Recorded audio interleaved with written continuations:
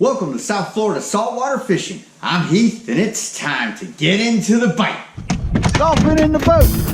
Woo! Double solo kingfish trip right there. Let's do this. Let's do this. That's mutton snapper right there, baby. Let's do this.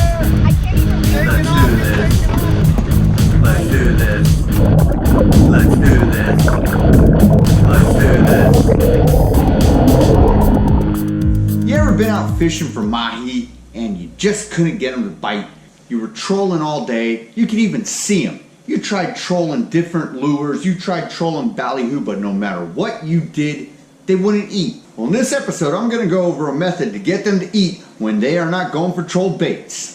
That's right, we're going to go over how to catch mahi by sight fishing. Before we get into this though, if you want to learn more about fishing, grow as an angler, or just see some great and exciting offshore fishing adventures, you can start by hitting the subscribe button.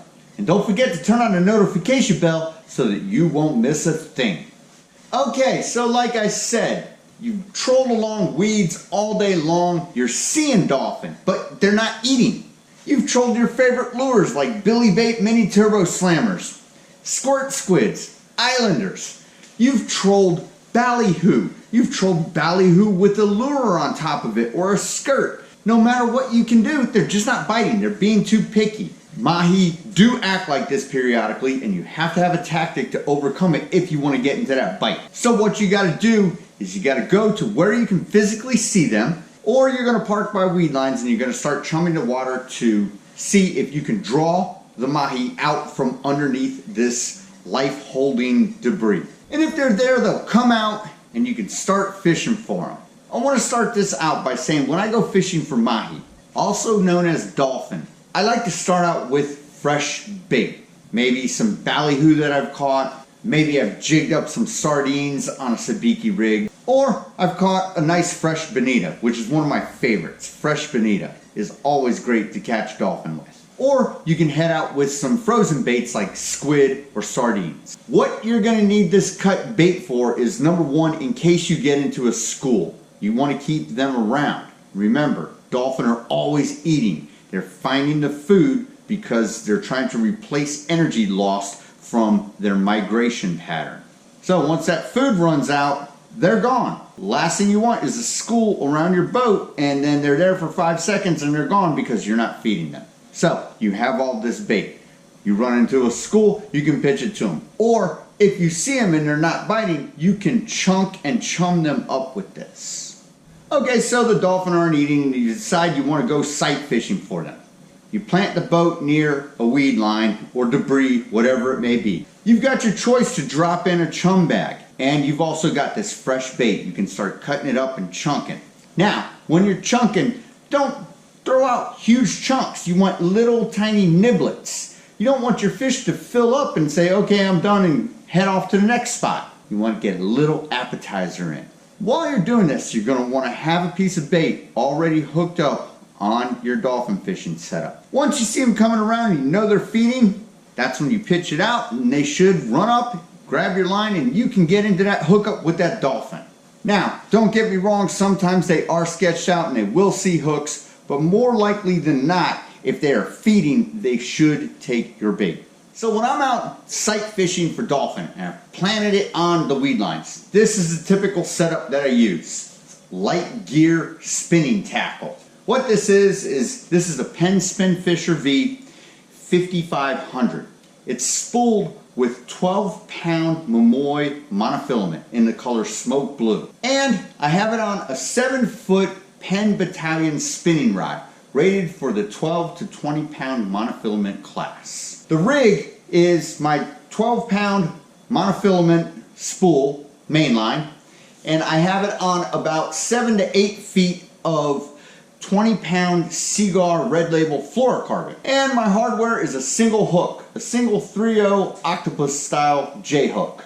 When you're fishing for these dolphin, you're sight fishing, you want no lead. You want no sinker. You don't want your bait going down. You want to pitch it over and let it naturally flutter down into the water column. That way your bait looks like something natural that has been thrown overboard and it's drifting out with the rest of the chunks that you have pitched over to entice the dolphin to feed. Anything that looks unnatural is likely to turn them off. It's already been a hard enough day not having them eat. We don't want anything to look unnatural from the process that we have done to attract them to the boat. So typically when you're sight fishing, you're going for these schoolie sized dolphin. Now, every once in a while, a nice sized bull or cow will swim into the pack. If you see them and you want to go for them, you might want to beef up your gear. I typically go with something like this if a nice bull or cow came around. What this is a Penn Spinfisher 8500. It's on a 7-foot star rod from the Paraflex series. The rod is weighted for 16 to 30 pound class monofilament.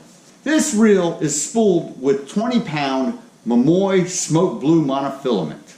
And I have it hooked up to 40 pound monofilament leader. So I want to talk a little bit about the life forms that hang out underneath weed lines at certain times of year, which are the summer months. You get an influx of small to medium-sized almaco jacks that are spawning and feeding underneath most of the weed patches. Sometimes these fish are very vicious. You can hook them up on a troll, or they can eat all of your bait and everything that comes along with trying to sight fish dolphin when you are sitting there chunking and chumming for them. I've had almaco jacks so vicious that they will eat a bare hook.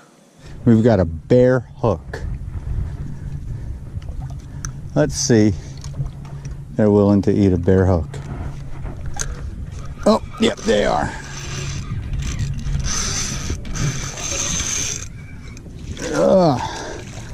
Roar. Almaco will eat a bare hook. So if this is the case, you might have to abandon that particular spot and go for another spot where they are less prevalent. It will eat everything and it will make it very hard to get to the dolphin. If the dolphin are swimming around, they are just as fast and they can get to the food before the dolphin can. Alright, so now what I want to do is I want to take you and I want to show you how to get rigged up for flatlining out and sight fishing for dolphin. Okay, to do this properly, we're going to need a few things. We're going to need our 7 to 8 feet of fluorocarbon leader, a single J-hook. I use a 3/0 octopus style J-hook from Mustad. Gonna need a cutting tool, and we're gonna need the main line from our reel. This again is 12 pound smoke blue Momoi monofilament. So the first thing we're gonna do is we're gonna tie a loop called a spider hitch in our main line of our monofilament. What this does is this will give us an attachment point for our leader, and it's also very shock absorbent, and it stretches and it pulls so that you can help set that hook. So what you're going to do is you're going to make a loop in your leader. Then we are going to take both the strands in our hand of that loop and we are going to make a smaller loop. Now we are going to take the remaining 2 strands of the loop left over and we're going to wrap it around our fingers 3 times. 1, 2, 3. Now we will have excess of that main loop. We are going to send it back through the smaller loop and we are going to slowly pull it out from our fingers, and it will end up in a sort of twisted, almost figure 8 pattern looking like this. Then we can cinch down on it by pulling both ways, and that is a spider hitch loop. Alright, so now we got our spider hitch tied, which is our loop and our main line. Next thing we're going to want to do is we're going to want to keep pressure on it so that we can attach our leader to it. What we're going to do is we're going to find the center of the loop by putting pressure on it with our leader, and then we're going to attach our leader using a knot called a no-name knot. So we're at this point. We have our spider hitch loop. We're putting pressure on it. Set it in a rod holder. Do whatever you got to do so that you can find the center of the loop. Now it is time to attach our leader to our spider hitch loop with a knot called a no-name knot. Now, to tie a no-name knot properly, you have to find the center of your loop. The way you do this is you take your leader, you fish it through your spider hitch loop, and you just pull against it. Now I have effectively found the center of the spider hitch loop by simply doing this. We're going to pinch right at this conjunction point. We're going to take the tag end of our leader and we're going to wrap it backwards up towards our main line 7 times. 1, 2, 3, 4, 5, 6, and 7. Then we will take the remainder of the tag and we are going to fish it back through this little loop point made between our leader and the spider hitch loop. So this is where we are at right now with the spider hitch being threaded onto our leader. Now all we have to do is take the main portion, not the tag end of the leader, and pull it tight, and that will form a no-name knot for us. We'll cut off the tag, and now our leader has been threaded on to the spider hitch. We have our spider hitch, we have our no-name knot. It's a very seamless and stealthy presentation. And the last thing to do now is to attach our hook to the end of our leader. We are going to do this with a basic clinch knot. Send your tag through the eye of your hook. Pull out a couple of inches, and you're going to wrap it around the main line of your leader, I would say 6 to 7 times.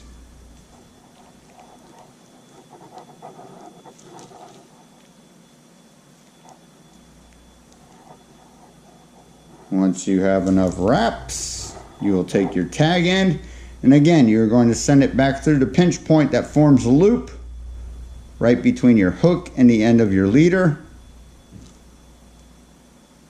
And you will slowly pull back and draw back until it forms a nice knot. If your clinch knot does not have this perpendicular end looking like this, and it's knotted up and it doesn't look pretty, or you've got line warping right here, you'll want to consider cutting it off and starting it over. Trim up your tag, and that's it. You're ready to drift out the bait and get into the dolphin hookup. Alright, and that is how you get rigged up to go sight fishing for dolphin.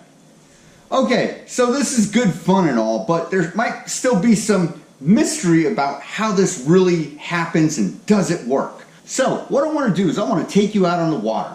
We're going to start out the day by catching a nice bonita that'll provide us with some fresh bait. Then obviously I was heading offshore. We were trolling, not catching nothing. Trolling right by the weed lines. I could see the dolphin. Then I decided to stop and start chunking and get into that bite. So this will serve as some hands-on examples as to how this works. Down a white bucktail jig, and I saw some fish marking on my fish finder. Jigged it a couple of times, got the hook up. More than likely a bonita, but we'll see. These guys are really fun on light tackle.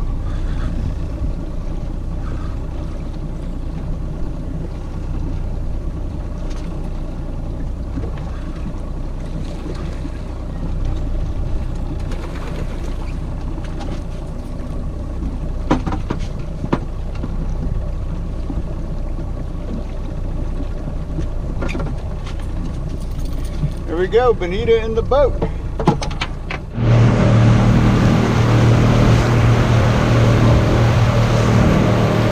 Dolphin are not being trolled up. They want to be chummed up. So what I'm using is the little bonita that I caught earlier. Chum them up, get them excited by the boat, and see if I can hook some keepers. Some bonita, throw it in. I see them swimming down deep, about 20 feet down. We'll see if we can get them up to the boat. See what happens. Here they come.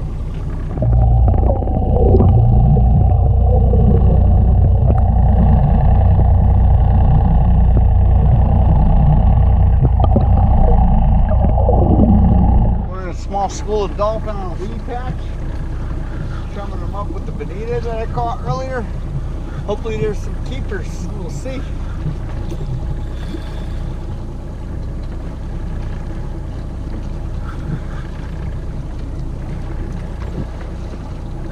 Check them out, see if there are keepers. You can get them in the boat.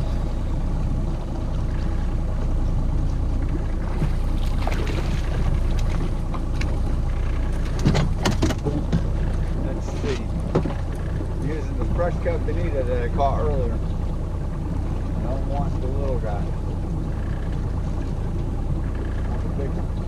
here we go. I got one on.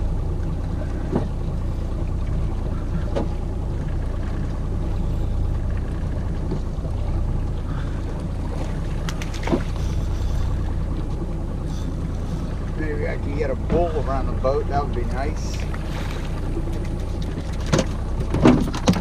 This guy isn't 20 inches either. He's probably about 18 inches.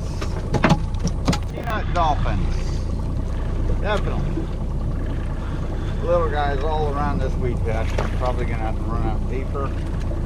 These guys aren't even anywhere near 12 or 20 inches.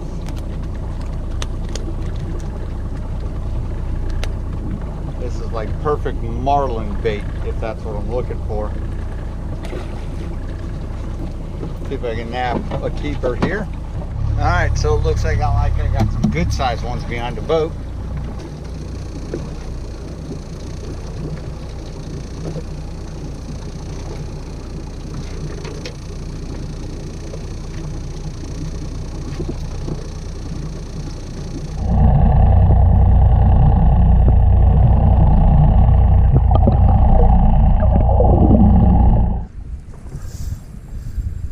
Dolphin on, woohoo! All right, another group of dolphin by a weed patch. Hopefully we get some keepers this time. They look like they're still peanuts, but they're fun anyway.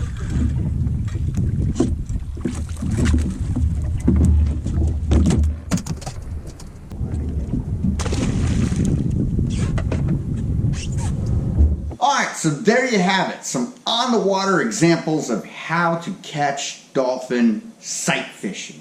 It doesn't get any better than that. You see them swimming around. You're pitching little nuggets to them. They're getting all excited. You're dropping that bait and you get that hook up. This is what gets people going for dolphin all the time.